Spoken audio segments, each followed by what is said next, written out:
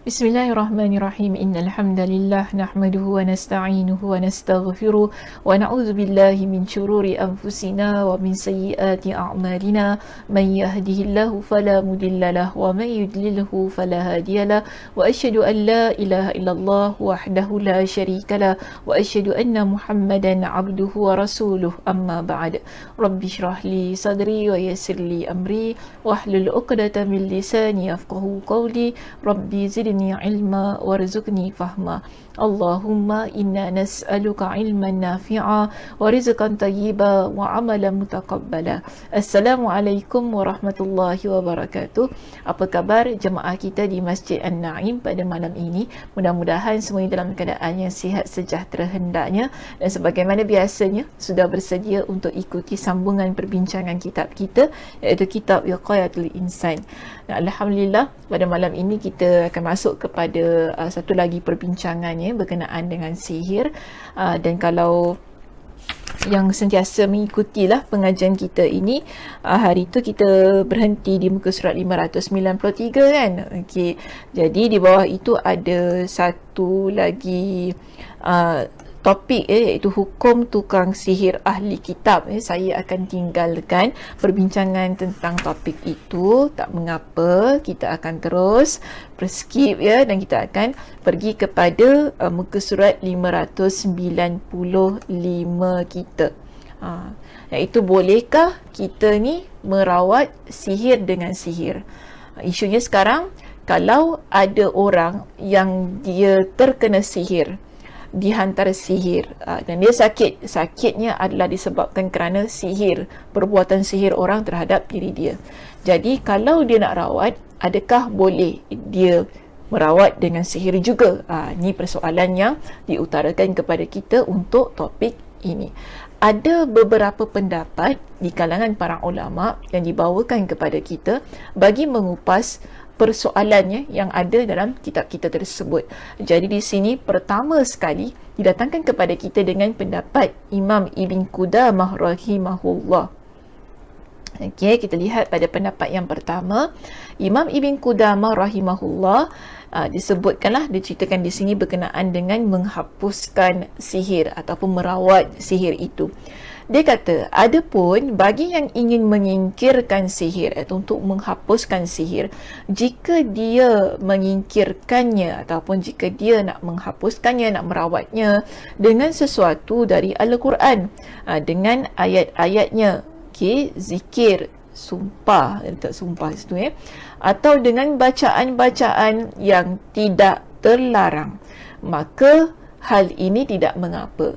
Jadi pendapat dia, kalau sekiranya kita ni terkena sihir, kemudian kita nak rawat sihir itu tadi menggunakan ayat Al-Quran, zikir-zikir, bacaan-bacaan yang tidak dilarang, maka dalam hal ini dibenarkan. Tetapi di sini beliau datangkan kepada kita dengan pendapat Imam Ahmad. Jika sihir itu ingin dirawat menggunakan sihir, sihir itu ingin dirawat menggunakan sihir, maka beliau berpendapat di sini Imam Ahmad Ibn Hanbal telah mengambil sikap tawakuf, iaitu sikap mendiamkan. Maknanya dia tak kupas panjang. Ni maksud tawakuf. Tak kupas panjang, tak cerita lebih-lebih tentang isu ini, dia cuma diamkan sahaja. Maknanya dia tak memberikan komentar dan pendapatnya lah berkenaan dengan hal ini.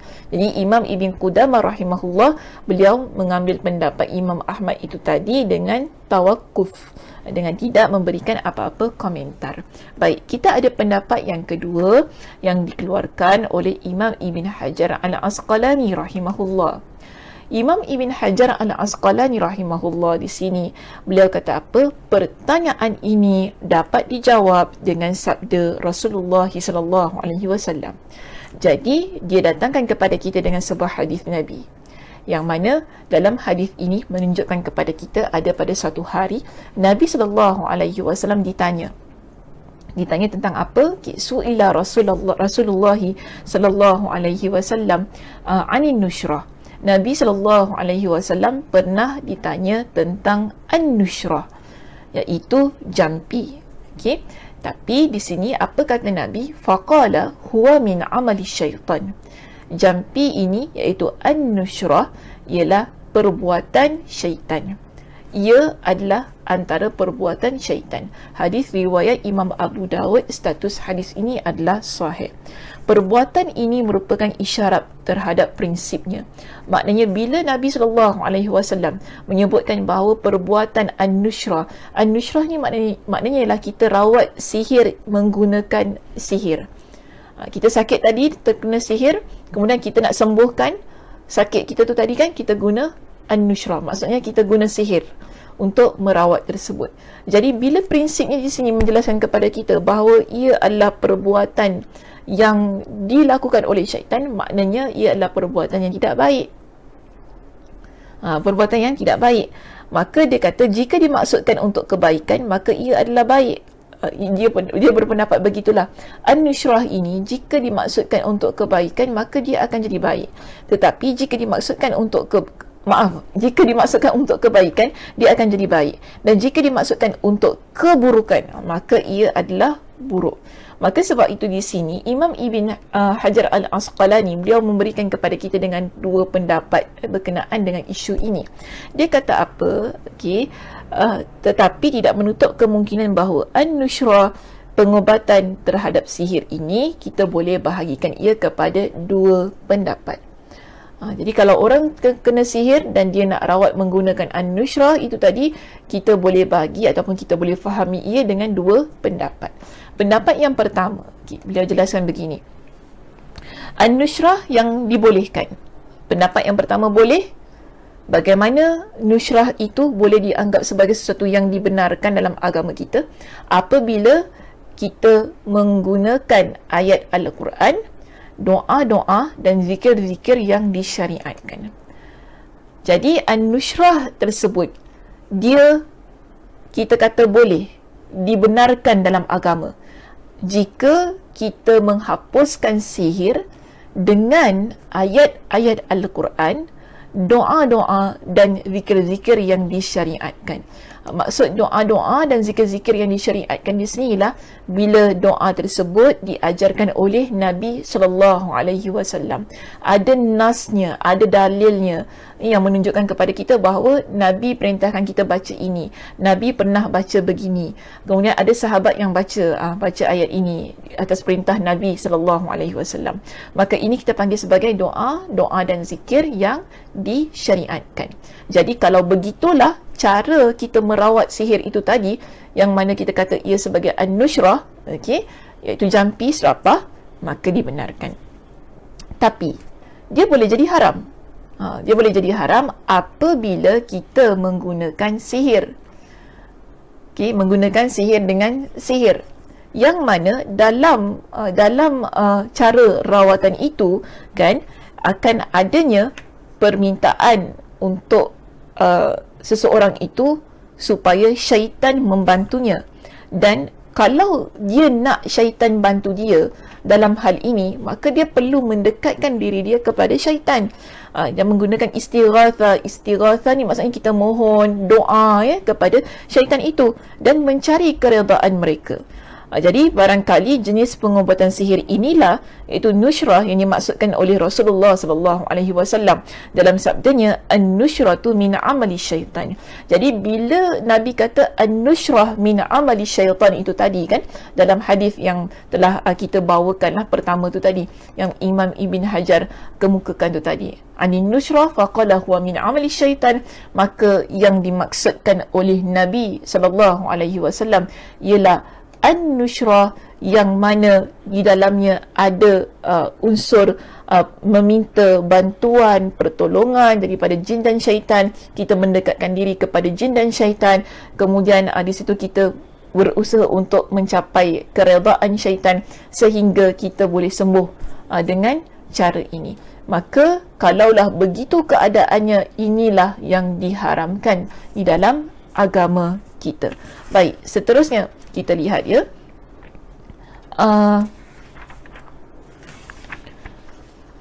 maka Imam Ibn Hajar Al-Asqalani dia jelaskan lagi tentang pendapat yang kedua tu di situlah, iaitu tentang haram tu kan, maka bagaimana mungkin jenis pengobatan sihir ini dibolehkan? Jika pengobatan ataupun perubatan cara rawatan tersebut mengandungi sihir, minta pertolongan kepada jin dan syaitan, ada jampi serapa yang memuja syaitan, kekuatan syaitan, maka di sini bagaimana mungkin hal itu dibolehkan dalam agama kita? Sedangkan dalam perbincangan kita, dalam banyak sesi-sesi perbincangan kita, kita sudah jelaskan bahawa unsur-unsur ataupun cara perubatan yang mengandungi seruan, pujian, mengagungkan, berdoa kepada jin dan syaitan ini adalah perbuatan yang diharamkan. Jadi dalam hal yang sedemikian, sebab itu Imam Ibn Hajar Al-Asqalani kata, tak mungkin kalaulah seseorang kena sihir, dia kemudian nak rawat dengan sihir, hal ini dibolehkan dalam agama. Yang mana dia kata, sedangkan Rasulullah dalam beberapa hadisnya telah melarang pergi berjumpa dengan bomoh, pergi berjumpa dengan dukun, serta menjelaskan bahawa siapa yang membenarkan perkataan tukang sihir, maka dia telah kafir terhadap wahyu yang telah diturunkan kepada Rasulullah sallallahu alaihi wasallam. Jadi ini bentuk penegasan yang dikemukakan oleh Imam Ibn Hajar Al-Asqalani dalam pendapat dia. Dia kata, kita kalau sakit, kena sihir, kita pergi jumpa bomoh, itu bukankah itu perkara yang telah diingatkan oleh Nabi sallallahu alaihi wasallam? Siapa yang jumpa dukun, siapa jumpa bomoh, kemudian dia percaya apa yang bomoh itu cakap, maka di sini orang tersebut telah kafir terhadap wahyu yang diturunkan kepada Nabi sallallahu alaihi wasallam. Nabi dah ingatkan kita tentang hal itu. Maknanya ada larangan kita pergi jumpa bomoh dan dukun. Jadi kalau kita sakit tadi kan, kena sihir, kemudian kita jumpa bomoh dan dukun, maknanya kita dah melakukan larangan Nabi sallallahu alaihi wasallam di sana. Kerana Nabi sallallahu alaihi wasallam dah ingatkan kepada kita tentang hal itu, tentang larangan berkenaan dengan jumpa bomoh tu tadi. Jadi kalau kita pergi juga nak dapatkan rawatan daripada bomoh ini kerana kita terkena sihir, bukankah itu bermakna kita melakukan perkara yang dilarang, yang merupakan bentuk-bentuk hal yang diharamkan dalam agama kita? Sebab itu di sini Imam Ibn Hajar Al-Asqalani mengatakan bahawa kalau begitulah cara perubatannya, cara rawatannya, maka ianya diharamkan, tidak dibenarkan dalam agama. Baik, seterusnya kita pergi kepada pendapat yang ketiga. Pendapat ketiga kita di sini ialah pendapat yang dikemukakan oleh Imam Ibn Al-Qayyim rahimahullah, yang mana beliau berkata, dia jelaskan tentang nushrah itu tadi, rawatan yang menggunakan jampi serapa itu tadi. Dia kata, an-nushrah adalah menyingkirkan sihir dari orang yang terkena sihir.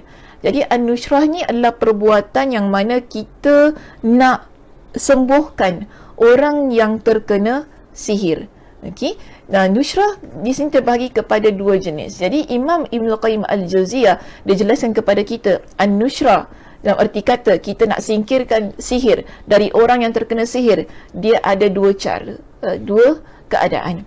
Pertama ialah menyingkirkan sihir dengan sihir yang serupa. Menyingkirkan sihir dengan sihir yang serupa, maknanya dia guna sihir untuk hapuskan sihir itu tadi, maka ini merupakan perbuatan syaitan yang disebut oleh Nabi sallallahu alaihi wasallam dalam hadis yang diriwayatkan oleh Imam Abu Daud itu tadi, yang mana dikata apa yang dikemukakan oleh Hasan Al-Basri hendaknya difahami dalam konteks ini, iaitu orang yang mengobati sihir dan pesakitnya melakukan pendekatan kepada syaitan dengan sesuatu yang diinginkan oleh syaitan, sehingga syaitan menghentikan perbuatannya, iaitu gangguannya kepada orang yang terkena sihir tersebut. Maksudnya di sini dia gunakan sesuatu yang kenapa syaitan ini dia berhenti mengganggu, kerana itulah yang diinginkan oleh syaitan, supaya dia rawat dengan sihir. Bila dia rawat dengan sihir, syaitan tu akan berhenti untuk mengganggu dia.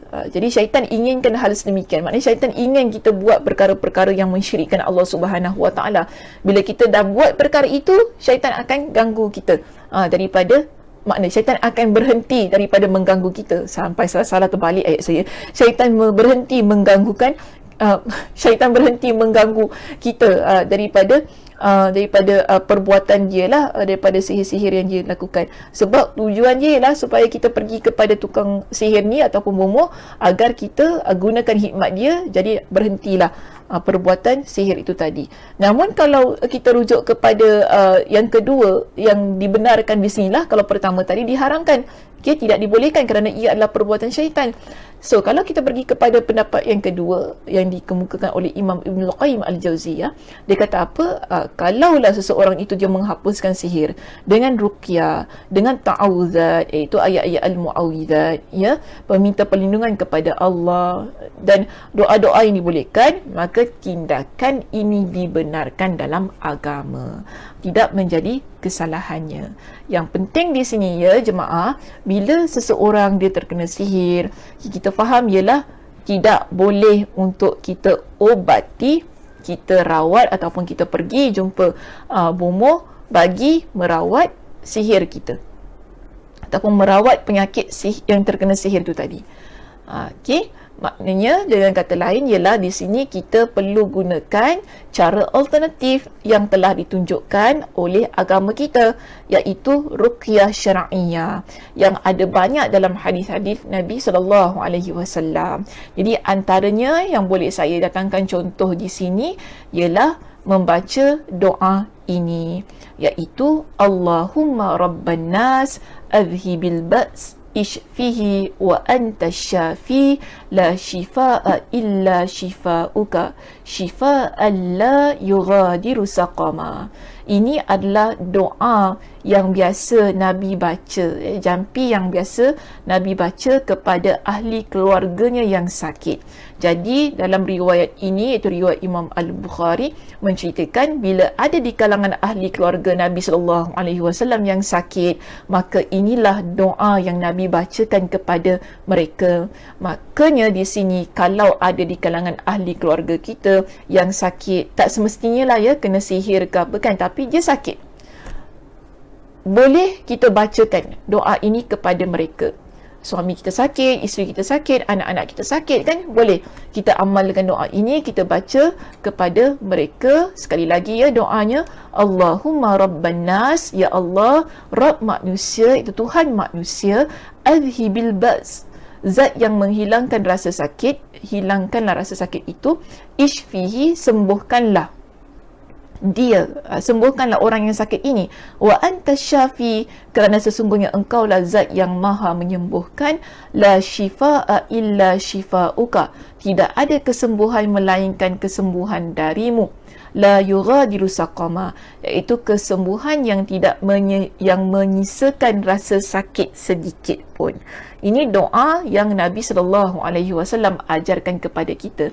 Sebab tadi bila kita baca penerangan daripada Imam Ibn Qudamah, Imam Ibn Hajar al-Asqalani, Imam Ibn Qayyim al-Jauziyah,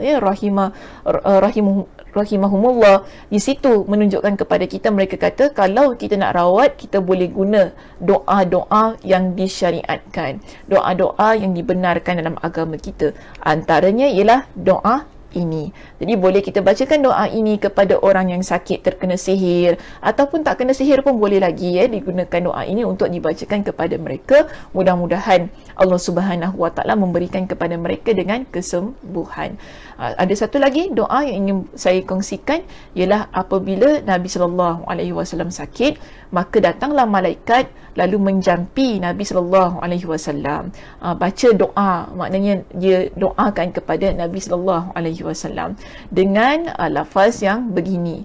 Jadi ini juga boleh kita baca ya kepada ahli keluarga kita yang sakit, yang terkena sihir, yang mana malaikat ini baca, Bismillahirrahmanirrahim, dengan nama Allah aku meruqyahmu. Meruqyah tu maksudnya aku menjampimu, min kulli syai'i yu'zik, dari segala sesuatu yang menyakitimu, min kulli syarri yu'zika min syarri kulli nafsin, dan atau dari kejahatan dari segala sesuatu yang menyakitimu dan dari kejahatan segala makhluk, au ainin hasidin, atau kejahatan mata yang dengki.